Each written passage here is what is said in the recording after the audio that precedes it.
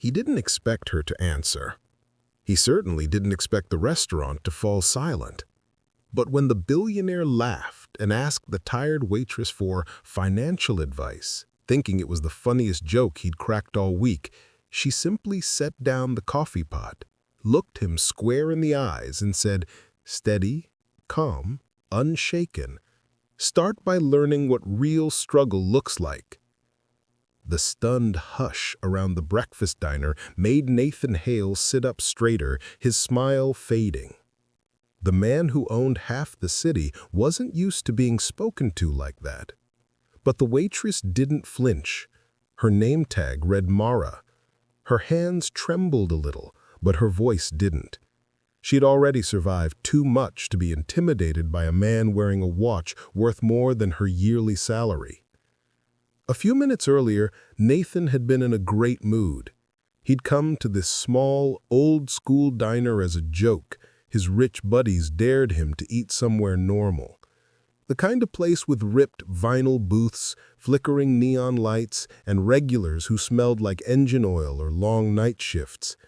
Nathan stood out like a golden coin dropped into pocket change, his tailored charcoal suit and expensive haircut attracting attention the moment he walked in. His friends were already recording discreetly, ready to use the footage for a private group chat. And then he saw her, Mara, the worn-out waitress with under-eye circles and a ponytail that had given up by 7 a.m. "Think she gives stock advice?" one of his friends joked. Nathan smirked and waved her over. "Excuse me," he said loudly. "I'm having a financial crisis. Any tips for a billionaire struggling to afford his third summer home?" The men at the table snickered. It wasn't meant to be cruel, at least not in Nathan's mind. To him, it was harmless, the same way someone teases a bartender about life problems. But to Mara, whose world had crumbled piece by piece over the past 2 years, it landed differently. Still, she kept pouring coffee. She kept breathing. She kept her composure. Until she didn't. And that brought them to the moment where she looked him dead in the face and told him what no one else would dare say. Nathan blinked. "Excuse me?" "You heard me," Mara replied softly. "You want advice? Start with empathy. Start with respect. Start by remembering the world doesn't revolve around you." A customer at the counter choked on his toast. Nathan's friends slowly lowered their phones. "What makes you think I don't understand struggle?" Nathan replied, sitting back, folding his arms. "You don't," Mara said. "Not yet." For a second, he almost laughed in her face again, almost. But something in her eyes made him stop. They weren't angry. They weren't challenging him. They were tired. Bone-deep tired. The kind of exhaustion you only earn from real hardship. He gestured to the empty seat across from him. "Sit," he said, not commanding, not mocking, just requesting. Mara didn't sit. "I'm working." "Take a minute," said the diner manager from behind the counter. "You look like you need it." Mara exhaled, then slid into the seat across from him. Nathan cleared his throat. "All right, tell me, what does real struggle look like, according to you?" She didn't raise her voice. She didn't dramatize anything. She just told the truth. "It looks like choosing between insulin and rent. It looks like hiding overdue utility bills from your kids. It looks like losing your mom because insurance wouldn't approve her treatment. It looks like going to work with a smile after crying in your car for 10 minutes so no one sees swollen eyes." Nathan's throat tightened. "My son wants to join a robotics club. It costs $40 a month. I've been saving tips for 4 months. I still don't have it." He had no snappy response for that. The billionaire who once threw away $40 on a joke bet suddenly felt very small.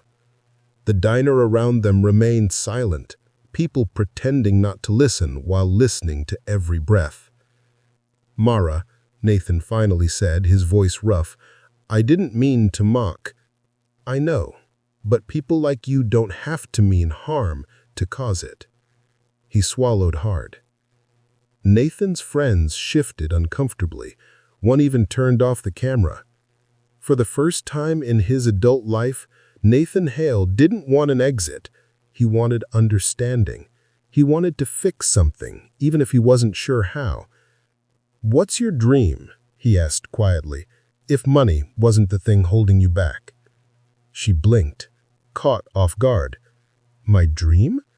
To open a small learning center for kids who can't afford tutoring. Reading, robotics, math, things that open doors." It was said with zero expectation, just honesty. Nathan leaned back, hands folded. "I'd like to invest in that." Her head snapped up. "What?" He didn't smile now. He wasn't joking. "You gave me real advice. Now let me return the favor." I didn't ask for charity."